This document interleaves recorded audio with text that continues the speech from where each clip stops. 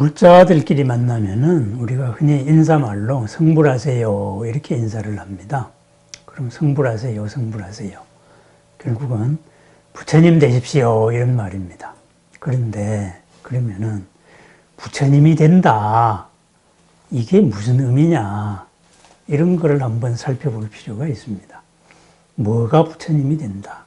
흔히 뭐 깨달음을 얻어서 부처님이 된다 뭐 이런 말도 하는데 도대체 불교 역사가 2700년, 2600년이 넘었는데요.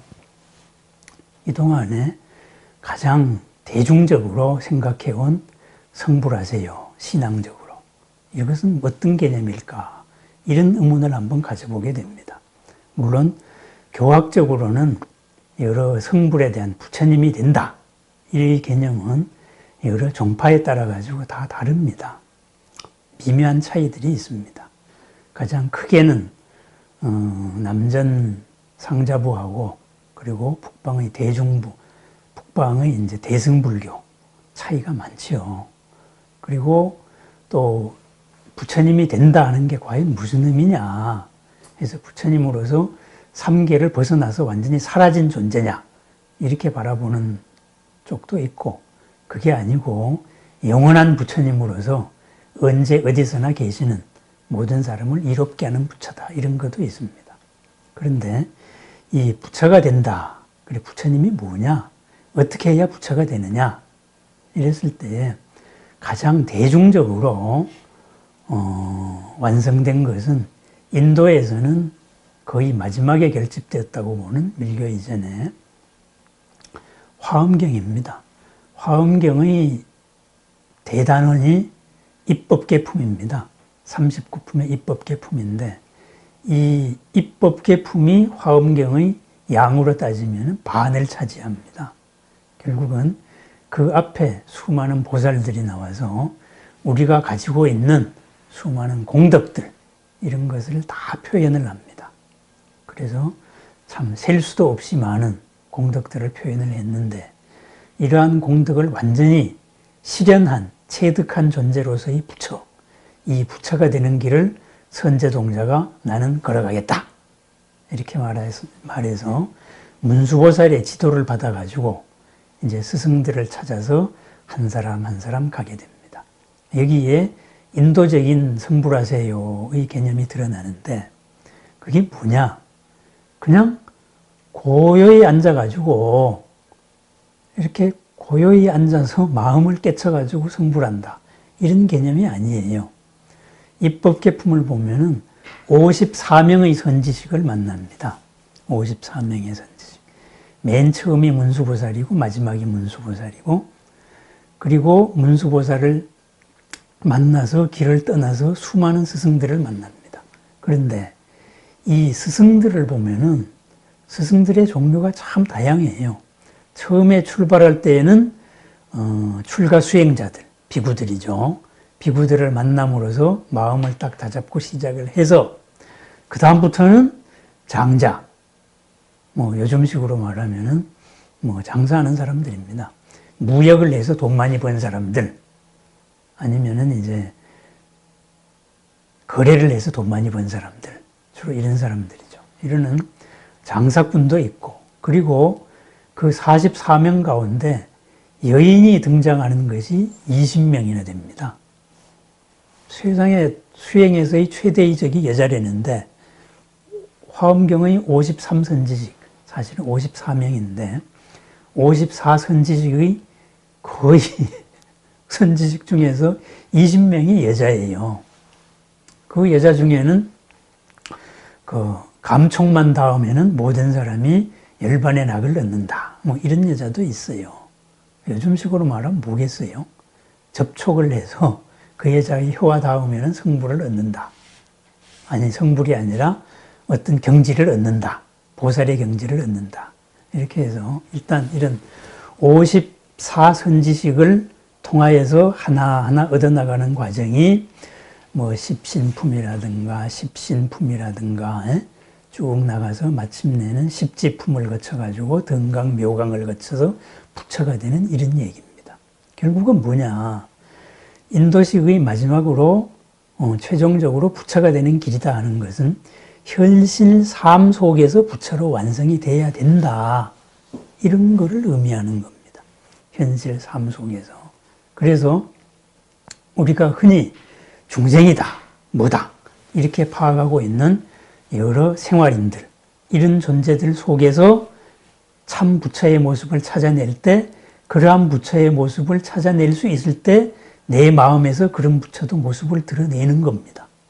그랬을 때 마지막에는 어떻게 되겠어요?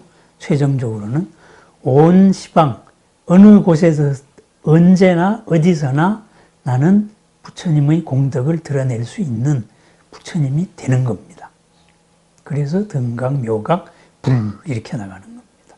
그렇다면은 이것을 교리적으로 뒷받침하고 있는 것이 화엄경에서 화엄경의 원형인 바로 십지품입니다. 십지품. 그래서 십지품의 경지를 간단하게 수행 경지를 요약을 해보면은 이렇습니다. 맨 처음에 환희의 경지가 있습니다. 이 환희의 경지는 어떤 수행을 해서 선정 체험으로서의 삼매 체험으로서의 환희가 있을 수도 있습니다. 또 하나는 어떤 가르침의 한 토막이 가슴을 울렸을 때 그때 다가오는 기쁨도 있을 것입니다. 예를 들면은 우연히 마주친 한 구절의 말이나 한마디의 말이 그 사람의 인생을 바꾸는 경우가 많거든요. 그러한 결정적인 이런 기쁨일 수도 있습니다. 어쨌든 이런 불법으로서의 기쁨을 얻습니다.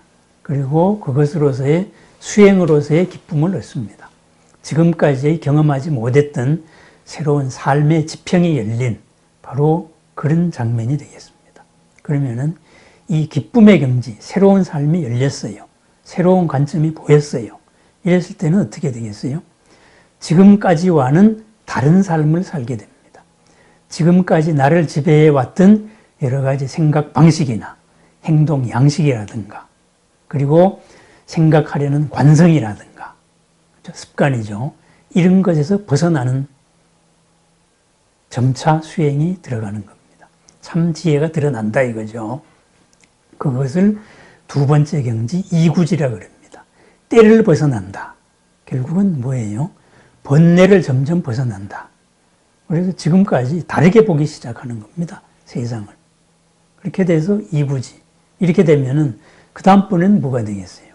지혜의 빛이 드러납니다. 그래서 빛이 드러난다. 그래서 발광지. 그죠? 광, 빛이 드러난다. 그러면은 그 빛이 더욱더 맹렬하게 드러난다. 밝아진다 이거죠.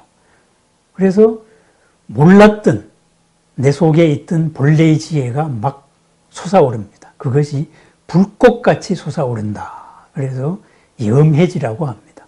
불타오르는 지혜, 염해지. 그러다가 보니까 지금까지 몰랐던 모든 것이 막 알게 돼 있으니까 어떻게 되겠어요? 그 누구도 이제는 외부에서의 어떤 존재도 나를 이길 수는 없는 겁니다. 내 그 지혜를 이길 수가 없어요. 그래서 이때부터는 외골수로 나갑니다. 외길로 나갑니다. 이제부터 향상의 한 길로 본격적으로 올라가는 경지가 되는 거죠. 누구의 가르침이 아니고 스스로 드러나는 지혜로서 하나하나 밝혀나가는 지혜가 됩니다. 그래서 누구도 이길 수 없다. 이렇게 해서 난승지입니다. 외부의 누구도 나를 꺾을 수 없다. 이렇게 돼서 첫 오지가 나옵니다. 그러면은 여기까지가 바로 개인적인 수행의 체험입니다. 그런데 여섯 번째는 이러해가지고 본래의 지혜가 드러나고 이제 천상천하 유아 독존이다. 내가 최고다. 이러다가 그러한 경지에서 드디어 열려지는 경지가 있습니다. 새로운 게 보입니다. 지금까지는 이것이 다다. 이렇게 생각했어요. 예를 들면은 우리 같으면은 우리가 살고 있는 이 사회가 다다. 아니다.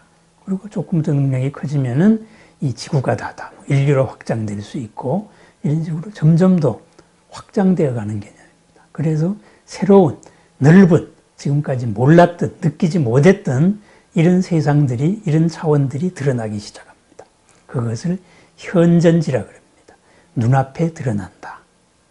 이렇게 해서 내가 확대되기 시작합니다. 현전지. 그죠? 이 현전지가 더욱더 확장됩니다.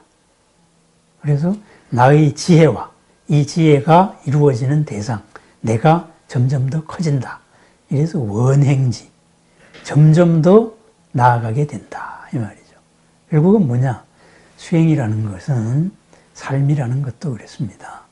나에서 시작해서 점점 더 작은 데서 큰 쪽으로 확장돼 나가는 겁니다. 가까이에서 멀리로 나아가는 과정. 그러면은 멀리까지가 내 속에 들어옵니다. 내 속에 들어온다는 건 뭐예요? 걸림이 없는 거예요. 걸림이 없다는 거는 뭐냐? 걸림이 없으면 괴로움이 없어요. 불만족도 없고, 그리고 두려울 게 없는 거예요. 그래서 점점 더 확장되어 나갑니다. 그래서 원행지. 이러다가 마침내 진정한 흔들림이 없는 경지, 바로 부동지로 갑니다. 그럼 뭐예요? 이 흔들림 없는 이 자리에서 지금까지 못 보았던 전체를 바라보는 겁니다. 전체의 모든 연기관계가 바로 거울같이 내 속에 다 비친다 이거죠. 바다 위에 온 하늘의 별들이 다 비치듯이 세상의 모든 인연이 나한테 비치기 시작합니다. 그것이 바로 팔지, 부동지입니다. 부동지. 이 부동지에 오면은 어떻게 되겠습니까? 누구에 의해 가지고 휩쓸리지 않습니다. 그래서 움직임이 없다. 부동이다. 이런 말이 됩니다. 그래서 의상조사 법성계에서도 마지막 말이 구례 부동 명의불. 옛부터 부동, 움직임 없음을 부처라고 한다. 이런 식으로도 표현했어요. 바로 이 부동의 경지에서 드러나는 것이 진짜 지혜다. 참다운 지혜다. 그래서 선해지입니다. 선해지. 누구에게나 이득이 될 수 있는, 이미 내가 무한으로 확장이 됐잖아요. 이 법계로 확장된 나입니다. 이 안에서의 어떠한 인연도 다 이로울 수 있는 지혜, 모든 인연을 선근으로서 바꿀 수 있는 지혜, 이런 선해지가 나옵니다. 이 선해, 이러한 지혜에서 바로 참다운 복이 나오겠죠. 그죠? 그렇게 되어서 마침내 십지가 되면 어떻게 되느냐? 법운지. 내가 하는 일거수일투족이 흔들림이 없는 경지에서 선한 지혜가 나와서 진리의 법비와도 같이 모든 생명들을 이롭게 한다. 이런 것이 이제 바로 화엄의 십지입니다. 그러면은 입법계 품의 바로 그 전제가 되는 인도적인 대승불교의 마지막에 부처님이라는 것은 뭐냐? 부동지에서의 법운지입니다. 부처 혼자서 뭐 열반을 얻었다, 깨달았다, 이제 영원히 윤회하지 않는다, 이런 게 아니고 모든 생명을 이롭게 한다. 스스로도 이롭고 남도 이롭게 한다. 그죠? 스스로도 평안하게 하고 남도 평안하게 한다. 바로 이르는 이로움과 안락, 모든 생명의 구원자, 의지처, 바로 이런 개념이 들어있습니다. 그러다가 보니까 성불하세요 해서 부처가 된다. 이런 개념도 성불을 어디서 하느냐? 앉아서 성불하는 것은 그것은 환희지나 오지 이하의 원실 속의 개념이다 이거예요.